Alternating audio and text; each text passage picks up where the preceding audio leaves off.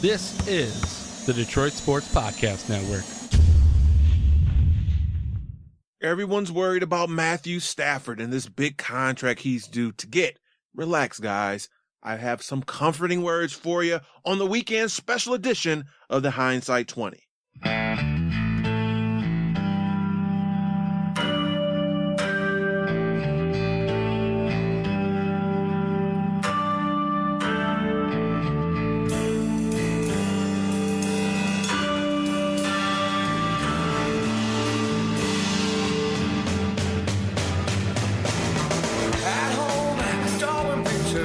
What's happening, guys? It's the Hindsight 20. It's a special weekend edition. We do this schedule a little bit different when it's a holiday coming up on that Monday. A lot of you will be on the road. You get a chance to listen to this upcoming Monday. You'll get a chance to catch up. Perhaps maybe you're grilling some barbecue or doing whatever. And so we didn't get a show this Monday past because we split the difference, throw out a show on that Saturday. So here we are, July 2nd, giving you your Detroit Lions fix. And despite it being the off season, and this is when a lot of people say it's kind of the dead part, if you will, in terms of football, because free agency is gone. The draft is gone. All of these things are over and done with. We're waiting for training camp and eventually preseason. I'm telling you, it happens so quick, man. I felt it in the air, despite it being July, it's like this summer it's moving. And before you know it, in about 3 or 4 weeks, we'll be right there, preseason. And so, before you know the season will be here, but there's plenty to talk about in the meantime. The first thing I want to touch on, though, was it was a bit shocking to me. 105.1 Detroit Sports, being no more. Now, I was a fan of theirs for many reasons. I think there's nothing better than competition. Competition breeds the best out of both. When you have really one show in town, if you will, you got one, major provider of sports. Well, obviously the ratings are going to be there, but the lack of competition, I think people get dull. People kind of rest on their laurels. Detroit Sports 105.1 was, to me, a breath of fresh air. You had that option of listening to Stoney and Bill in the morning or not. And for me, I switched over in terms of my morning listening. It was to where sadly, Mike and Mike was almost getting 50-50 with Stoney and Bill. I'm not crazy about a lot of their topics each and every morning. They stray away from sports. To me, they're like 50% sports, maybe a little less, maybe a little more, but ultimately not enough for my taste. And so I found myself, listening to a lot of Mike and Mike. But once Sean, Mark, and Mass kind of hit the scene, there was really no need because those guys are good at what they do. It was plenty of sports talk. I loved it.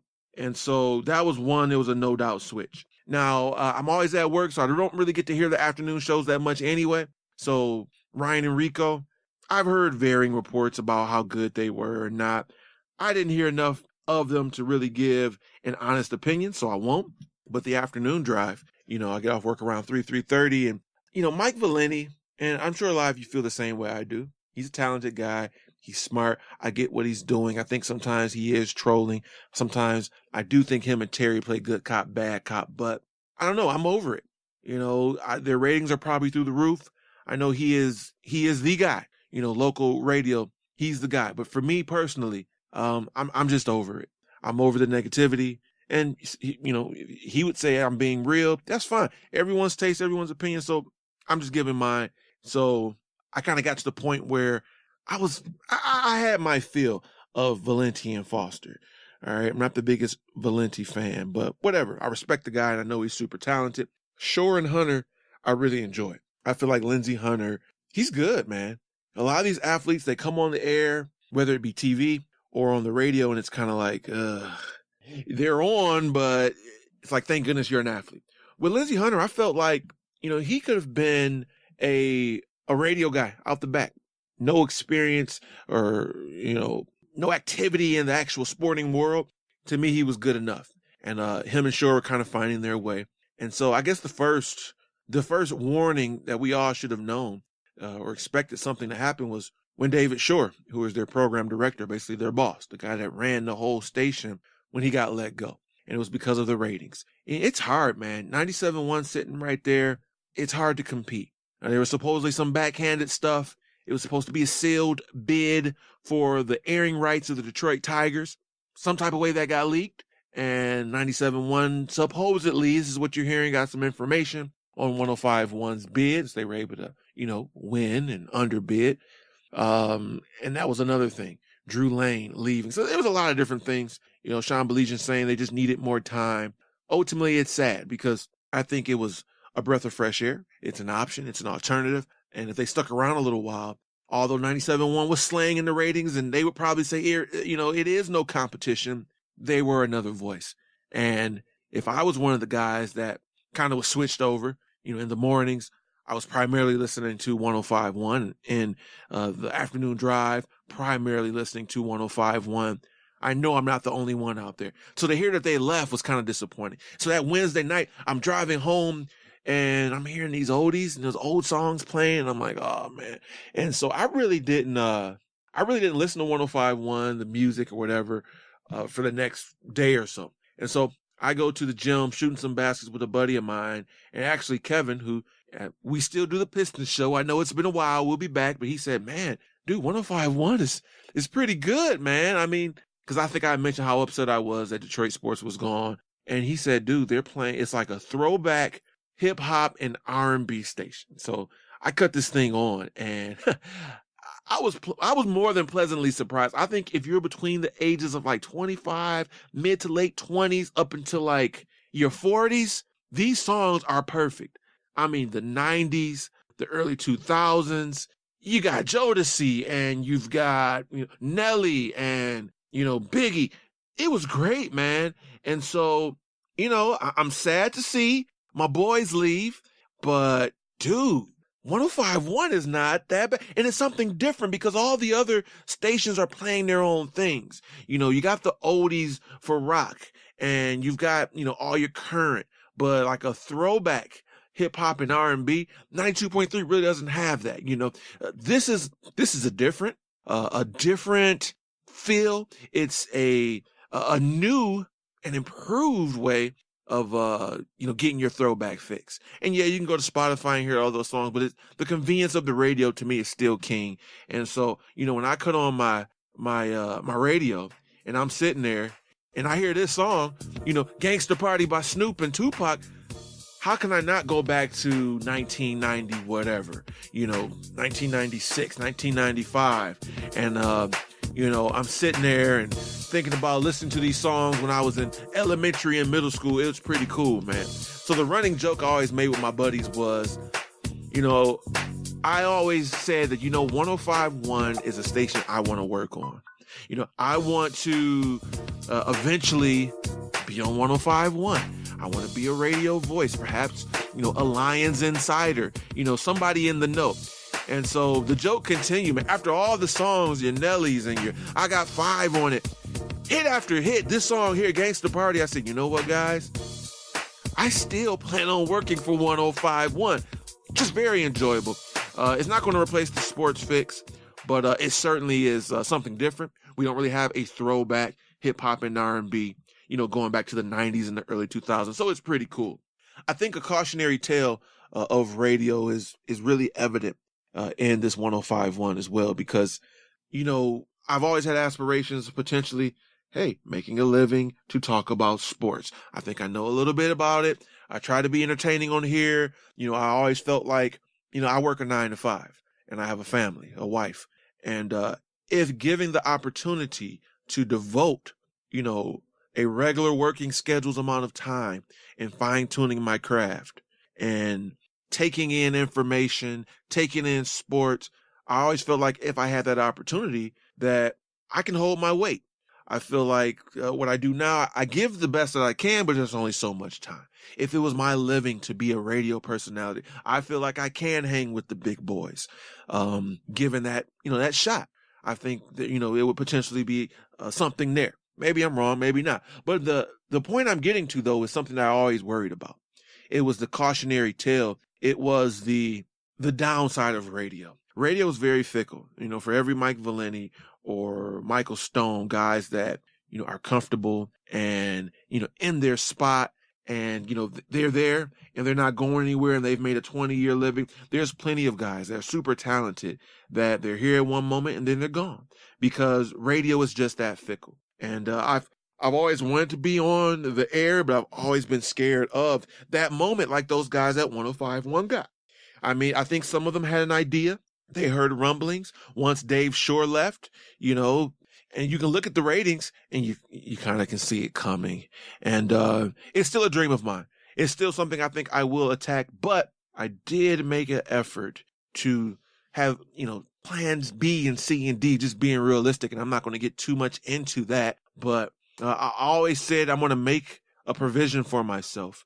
And then I will make an honest effort to be a radio personality because it is a very fickle and at times, I'm not going to say unreliable, but at times shaky. That's a good way to put it. And sometimes shaky business. And, you really go out to those guys, your thoughts, and you wish them the best. A lot of them will land on their feet. So that's my spiel. And I'm sad to see Detroit Sports 105.1 go. But I will say I am very pleased to get something different. This throwback deal, songs like this, every now and then you get that in bits and pieces on, FM 98 and, 92.3 now are playing some of these things here and there. But that ability to get this on a regular is pretty cool. So that's my spiel. I guess I was all ready and set to change my presets away from 105.1, but I guess they'll be staying a little bit longer.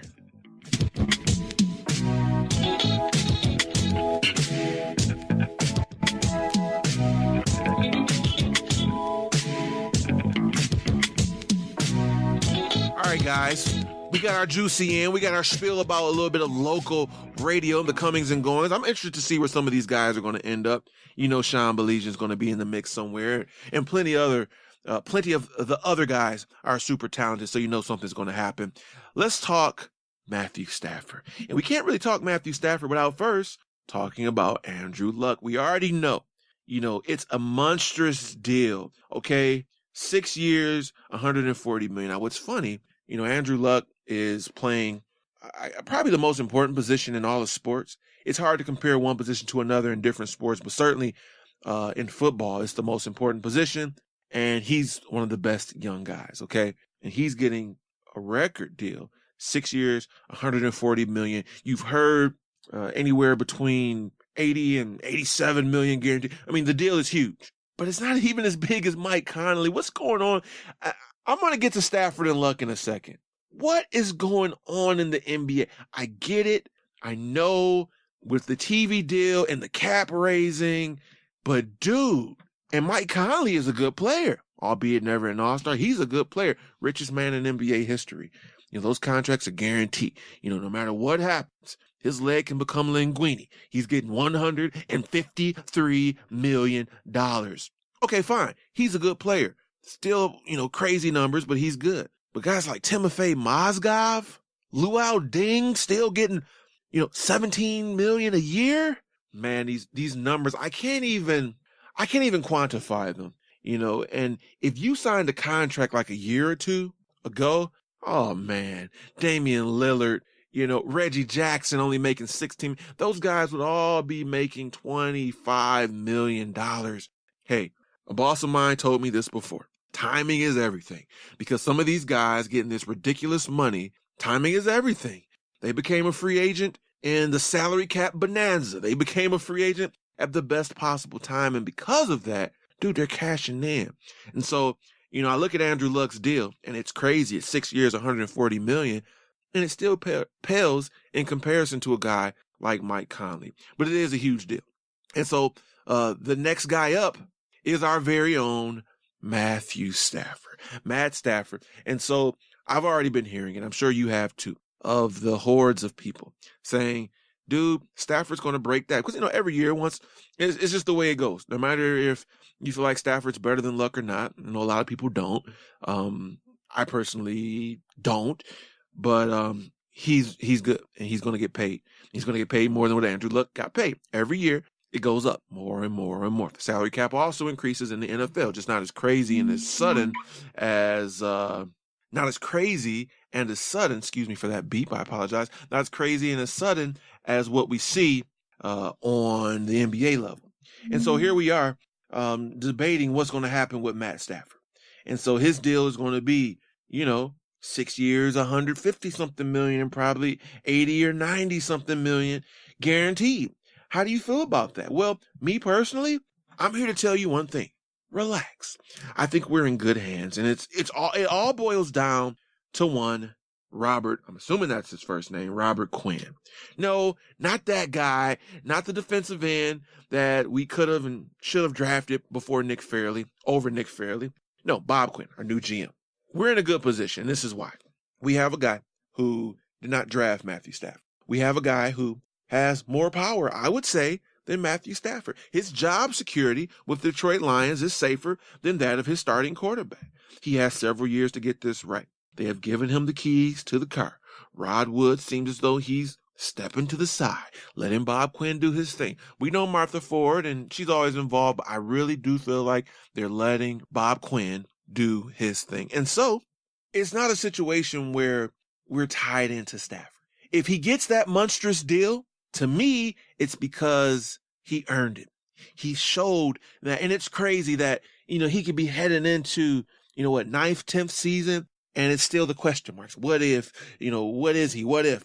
Even for his most staunch supporters like myself, there's still the uncertainty. Now, there's some that have written him off, and there is no question.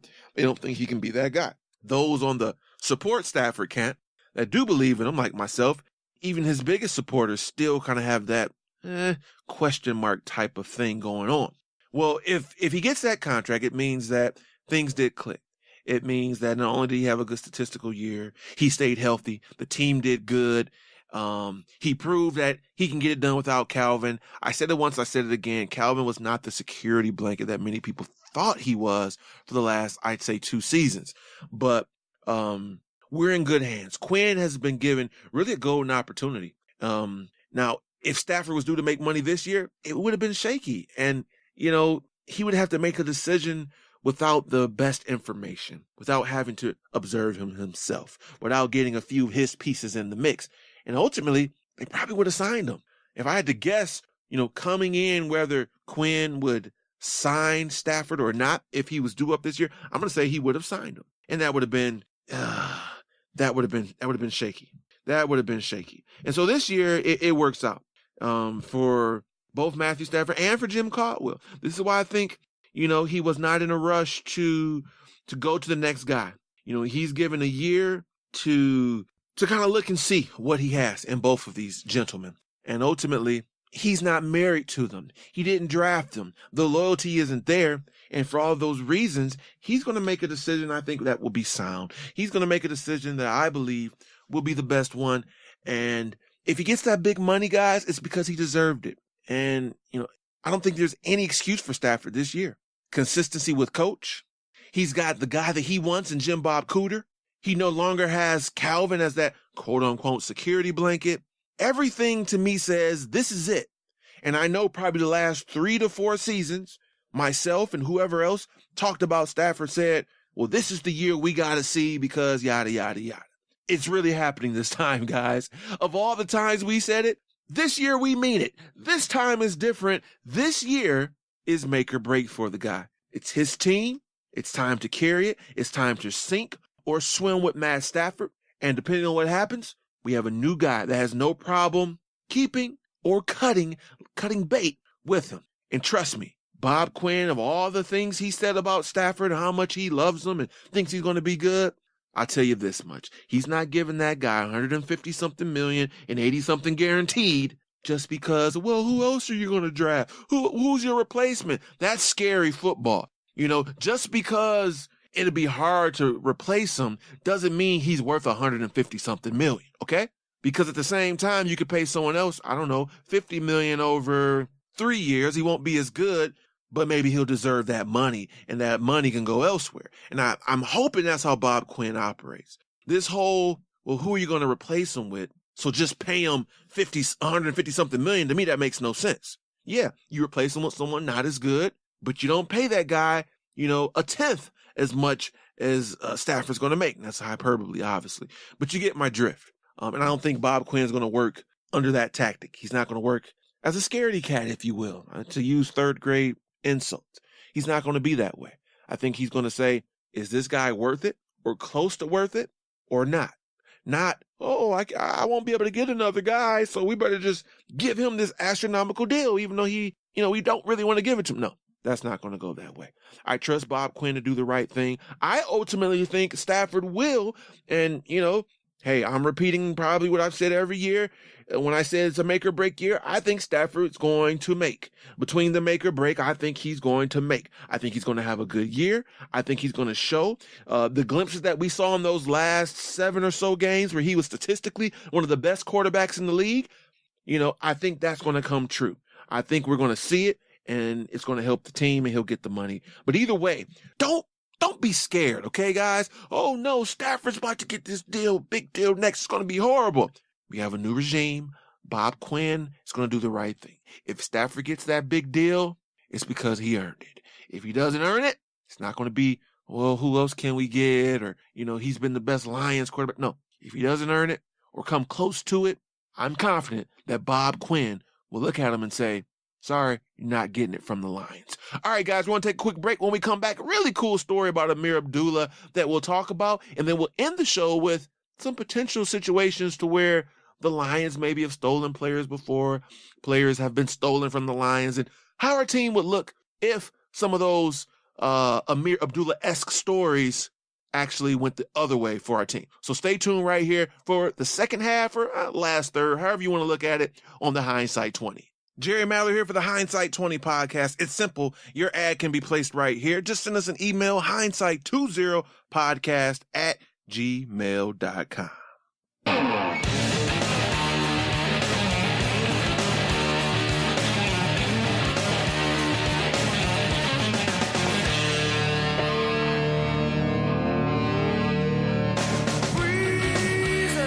All right, we're back on the Hindsight 20. And I don't know if you caught this or not, but it's a really cool special on Amazon. The boys at Pride Detroit put me up on it, and I've enjoyed it. It's like a behind-the-scenes look at some of the comings and goings of the NFL. If you got Amazon Prime, do yourself a favor and check this out. But one of the cooler stories is that of the Arizona Cardinals and how much they wanted to draft Ameer Abdullah. Well, they weren't able to get him. And I'm going to play this clip. It's only about a minute or two. You can kind of see the process of how pretty much, they had their eyes set on him, and he was ripped away at the hands of our beloved Detroit Lions. Take a look, or listen, I should say, at just how close Ameer Abdullah was to being, instead of a Detroit Lion, an Arizona Cardinal. The Cardinals know they need more depth at running back. It's been a weak spot for too long. Promising starter Andre Ellington, number 38, spent most of last season battling injuries. Now, in the second round of the draft, they've got their sights set on Nebraska star Ameer Abdullah.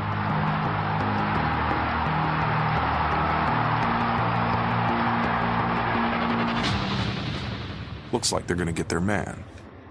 So are we excited? I know we've done so much work on you from all the times we've talked to you. And we definitely one of the places. They're on the phone with Abdullah right here. This is the conversation. We've been talking about this pick since the combine. Yep. I liked him a lot. Oh, Detroit is? Detroit's calling him right now. They are? Yeah. You're kidding me. Oh.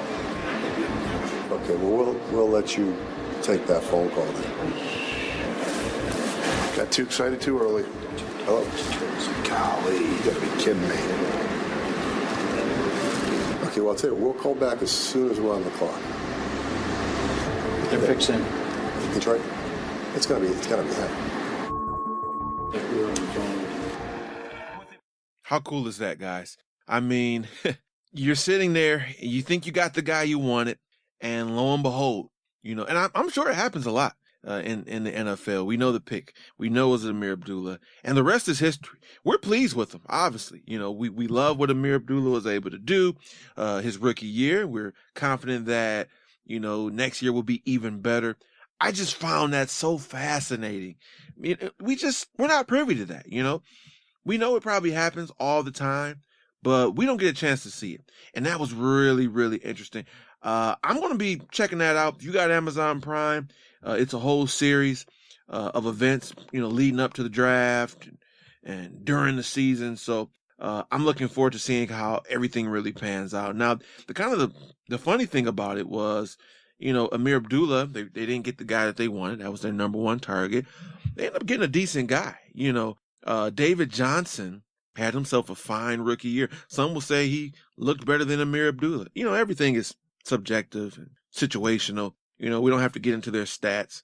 David Johnson, on paper, did have a better year. But overall, we're more than pleased with Ameer Abdullah, what he can bring to our team. And what I did now is I looked at a couple of scenarios where we've heard those rumblings, whether it's the Lions targeting on a guy and ultimately not getting him, or whether it was the Lions doing what they did, picking a guy right before, a team behind them had the chance. And so I think this is going to be something that can breed some comments and some thoughts. So if you could think of, this draft pick or that draft pick that, we almost had this guy, but, we didn't get, or, someone that you wanted really bad and he was picked right before we had a chance. For me, and I don't think he was on their radar, but I was very intrigued a couple years ago. We're sitting there and we have an opportunity to get player X, but we don't draft him. All right. And he goes right before we had an opportunity, and it was Ryan Kerrigan. He was the guy I really wanted, even more so than J.J. Watt, and things didn't work out. We all know how that draft went down. Nick Fairley, I was talking to someone, Nick Fairley, of everyone that we had an opportunity to get, and everyone that was kind of in that draft right before that pick are like studs, man. You got Blaine Gabbert, I think Christian Ponder, and then just Pro Bowler after Pro. Von Miller, Cam Newton, Marcel Darius, Patrick Peterson, and then you have the quarterbacks that stunk, and then you have Nick Fairley, and right after him, you have Robert Quinn. And so, it happens time in and time out. There's always going to be someone that you miss. Oh, even a couple years ago, Bud Dupree, he kept slipping, and I know his style is probably more suited to be, a defender in a 3-4. He got picked right before we had an opportunity to get him by the Steelers. And, the Steelers kind of, they were pleased with what he did last year. And as far as Laken Tomlinson, we ended up trading out and picking him. Maybe Bud Dupree was someone we wanted. I don't know. And once he left, I don't know. I can't really say for sure. But I know this happens time and time again. The Cardinals are probably happy, though, with David Johnson. He had himself a fine year, as a rookie. The team, though, that's the thing, you don't really, it's hard to say who's better because they're on different teams. David Johnson did end the year. They picked him in the third round with 581 yards and 8 touchdowns. He really did some good things down the stretch. He had some pretty good games toward the end of the year. And in the middle, he had a 187-yard, 3-touchdown game, a 99-yard gain, a 92-yard game. And so, he had a really good year. Ameer Abdullah did pretty good himself, though. He didn't have any of those eye-popping, 187 or crazy games like that, but he had a very solid year. He ended up with more yards overall, 597, not as many touchdowns. Probably more consistent throughout the whole year. That's just the way it goes, man. I know that it probably happens all the time, but, we're not privy to that. And so, being able to see that, kind of for the first time, and it was really cool. The fact that the Lions, especially, okay, think of it this way. The Arizona Cardinals is a pretty good team. Their drafting has been good.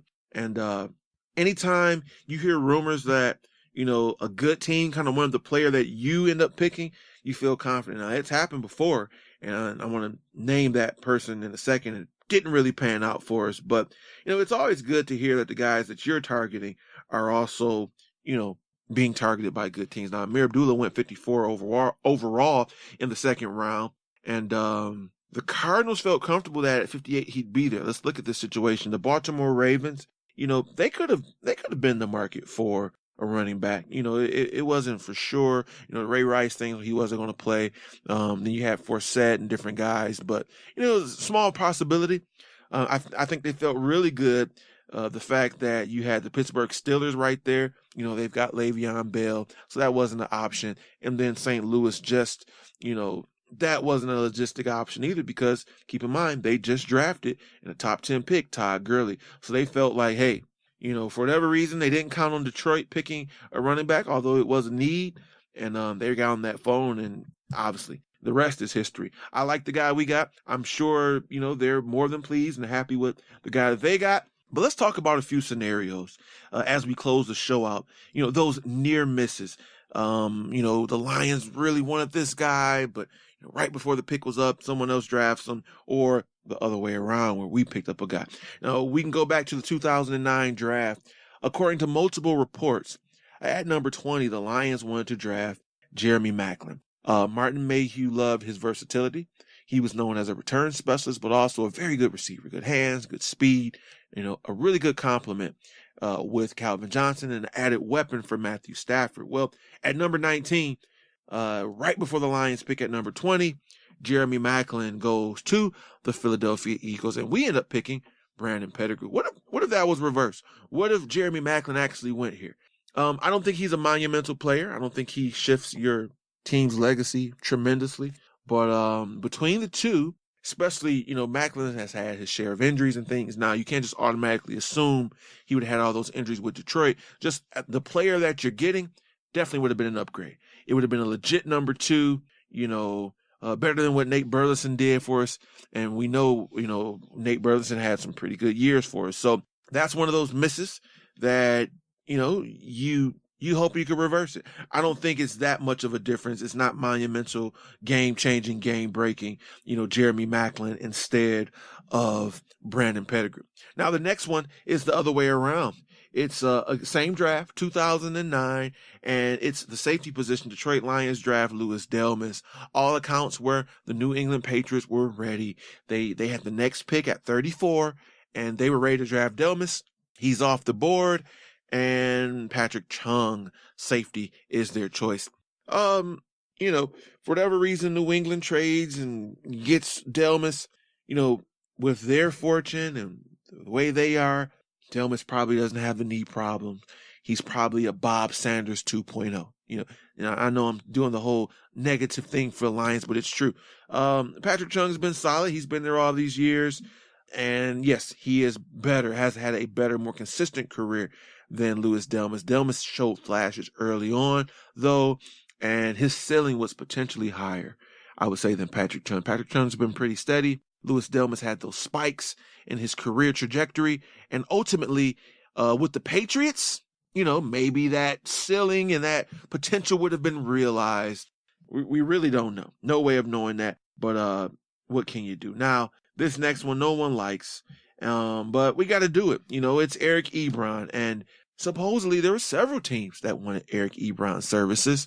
You had the Baltimore Ravens, who were considering trading, to like 11 or so to jump ahead of this other team that really liked Ebron. It was the New York Giants. Guys, if Odell Beckham and Eric Ebron were available to the Giants would have picked Eric Ebron. They really wanted this guy from all accounts. Of course, some things aren't always true. There's smoke screens, but there's supposedly two teams that really wanted this guy, and it was the Ravens and the Giants. Two good teams. They're known for drafting well, and the rest is history. I'm not going to name all the names and the other guys we could have picked, but I say that to say each and every year, I know this probably happens several times. I'll give you an example, ladies and gentlemen. You go to your fantasy draft, and year after year, right when you're looking at this guy, let's say it's, you're like in the 3rd or 4th round, and you need another receiver, and you're sitting there and you're saying, oh man, I got a chance to draft Mike Evans, big guy. I think he's going to have a good year. Second year with Jameis Winston. I already got, Antonio Brown in the 1st round. In the 2nd round, I went ahead and, I drafted Ezekiel Elliott. I took a risk, and for him to be my top running back.